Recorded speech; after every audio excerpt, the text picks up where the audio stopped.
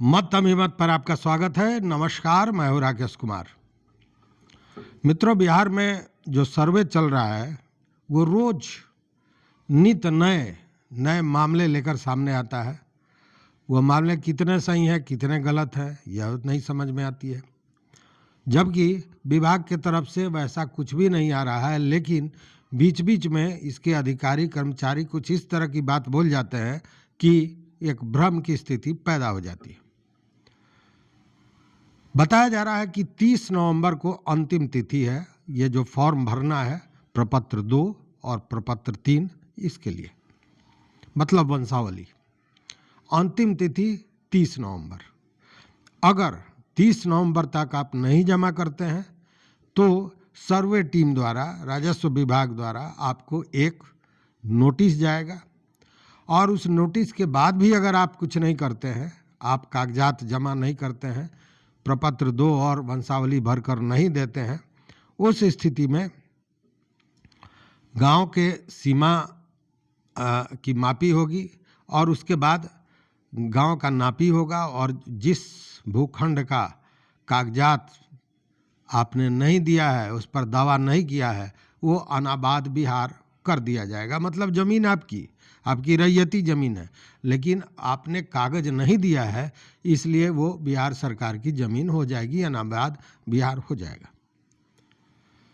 अब ये सुन के कुछ अटपटा नहीं लगता है क्या कि अगर ज़मीन हमारी है और हमने अपना दावा प्रस्तुत नहीं किया या हमने कागजात नहीं दिया, इस आधार पर रैयत का ज़मीन सरकार के पास चला जाएगा? ये बात कुछ पले नहीं पड़ती है।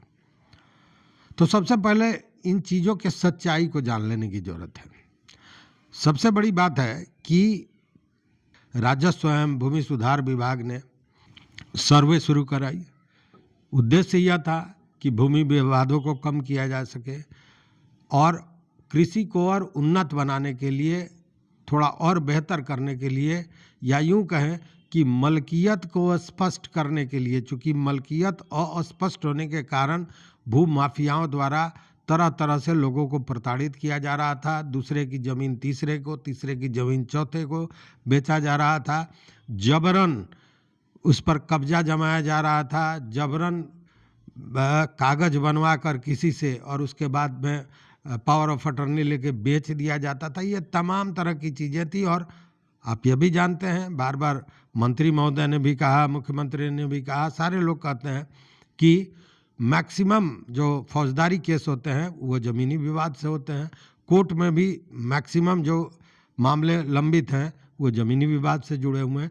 तो इन सारे चीज़ों को ठीक करने के लिए सर्वे की बात की गई थी। मतलब कि एक अच्छे उद्देश्य से ये किया गया था, लेकिन बिना तैयारी के शुरू हुआ और उसका असर दिन ब दिन खराब होता गया। जब शुरुआती दौर में बड़ी तेजी में सर्वे शुरू हुआ, चारों तरफ कागज का हंगामा हुआ, कागज लोग को मिल नहीं रहा था, कहीं सरकारी जो कागजात, कहीं सरकारी रिकॉर्ड में कागज नहीं मिल रहा था। उसके बाद में जब विरोध शुरू हुआ, लोग सड़क पर आने लगे, तब आँख खुली मंत्री जी की, और तब मंत्री दिलीप जायसवाल ने 3 महीने का समय बढ़ाया। फिर बीच में छठ पूजा आ गया। छठ पूजा के समय स्वाभाविक है कि सर्वे धीमे हो गया। उस समय बाज़ाब्ता एक हंगामा चल गया, चारों तरफ ये खबरें आने लगी कि सर्वे बंद हो गया। हालांकि कहीं भी विभाग के तरफ से इस तरह का कोई मामला नहीं आया था। किसी ने कह दिया कि सर्वे बंद रहेगा, किसी छोटे पदाधिकारी ने, छोटे कर्मी ने या किसी व्यक्ति ने, और उसी को आधार बनाकर ये खबरें चलने लगी कि सर्वे बंद हो गया। लेकिन सर्वे बंद हुआ था क्या? नहीं हुआ था। अब भी जानते हैं, हम भी जानते हैं। हाँ, पर्व के चलते स्पीड जरूर धीमा हो गया था। अब देखिए, अब एक नया जो शगुफा आ गया कि अंतिम तिथि 30 नवंबर को है।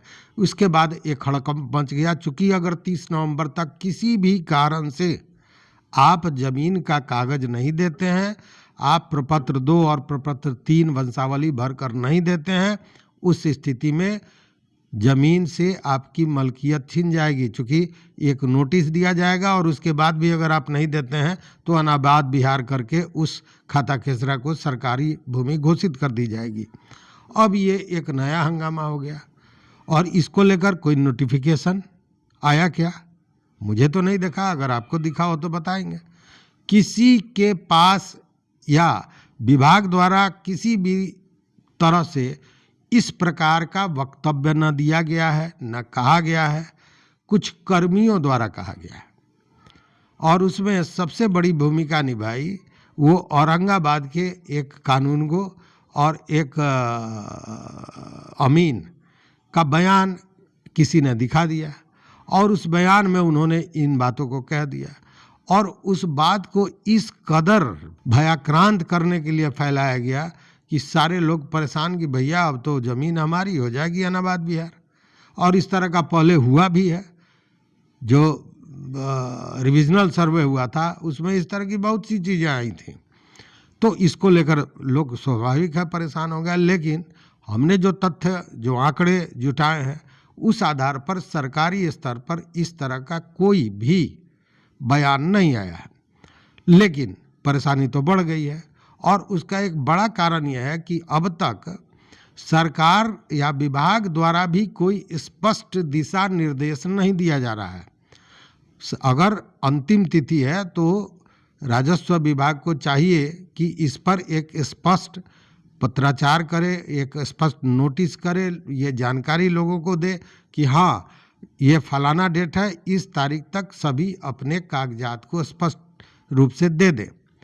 लेकिन वो करेगी कैसे? इसलिए कि अभी तो उनके पास ही दस्तावेज नहीं है। जब कोई दस्तावेज, अब जैसे किसी ने ज़मीन खरीदा, उनके बाबा ने खरीदा ज़मीन 1920 में, 1925 में, 1940 में, और आज अब उनके जो तीसरी पीढ़ी चल रही है उसके पास वो कागज़ नहीं है। कागज़ रखने में गड़बड़ हो गया या कभी बाढ़ में डूब गया, अगलगी में चला गया, चोरी हो गया, अब कागज़ नहीं है। तो ये पता कैसे चलेगा? तो खतियान से पता चलेगा और खतियान उपलब्ध नहीं है। तो सरकार अब तेज़ी में खतियान उपलब्ध कराने की व्यवस्था कर रही है। उसको स्कैनिंग किया जा रहा है, धीरे धीरे डाला जा रहा है, बहुत जगह का डाला भी जा चुका है। तो अभी तो सरकार खुद अपने तैयारी में है, तो अंतिम तिथि कैसे दे देगी यह बात समझ में नहीं आता है। दूसरी बात कि अगर किसी भी कारण से व्यक्ति अगर प्रपत्र 2 और 3 नहीं भर के देता है, उस स्थिति में रैयती जमीन को अनाबाद बिहार कैसे कोई घोषित कर सकता है? क्योंकि उसके ऊपर भी तो चीज़ें हैं। हालांकि बताया जा रहा है कि उसके बाद कई वैसे जगह है जहाँ पे आप आपत्ति दे सकते हैं। फॉर्म 18, फिर फॉर्म 14 है, फिर फॉर्म 20 है, इन सारे में आपत्ति दे सकते हैं। फिर चीज़ों को ठीक किया जा सकता है। DCLR के यहाँ जाएंगे, न्यायालय में जाएंगे। मतलब कि जो चीज़ सर्वे विभाग में नहीं कर पाए, इसलिए नहीं कर पाए कि मेरे पास कागज़ नहीं है, और सरकार जो कस्टोडियन है कागज़ को रखने के लिए, वो अंचल, उसने कागज़ के अहमियत को कभी समझा ही नहीं, उसके पास है ही नहीं, तो सरकार कागज़ उपलब्ध भी नहीं करा पा रही है और कर देगी अनाबाद बिहार। कैसे होगा? ऐसा नहीं हो सकता है किसी भी स्थिति में।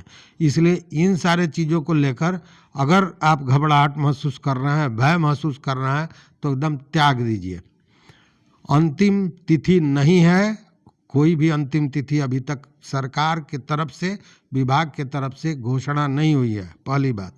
दूसरी बात, रैयती जमीन को किसी भी स्थिति में अनाबाद बिहार नहीं किया जा सकता है, ये कानून के खिलाफ है।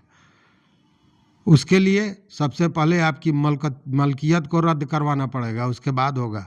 इतना आसान नहीं होता है इन चीज़ों को करना।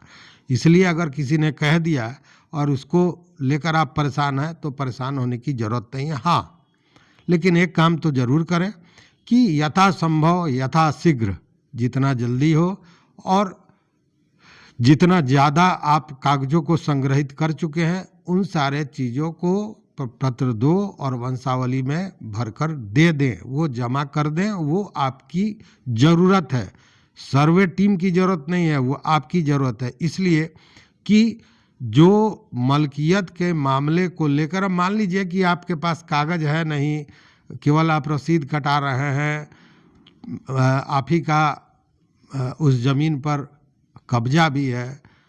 कल को अगर कोई भूमाफिया जान जाता है कि कागज़ आपके पास नहीं है और एक जाली कागज़ बनवा कर और उसका दाखिल खारिज तो आप जानते हैं बड़ी आसानी से होता है, केवल नगद नारायण जी की ज़रूरत पड़ती है, तो करा ले तो वो आपकी ज़मीन पे चढ़ जाएगा, बाहुबल के आधार पर चढ़ जाएगा।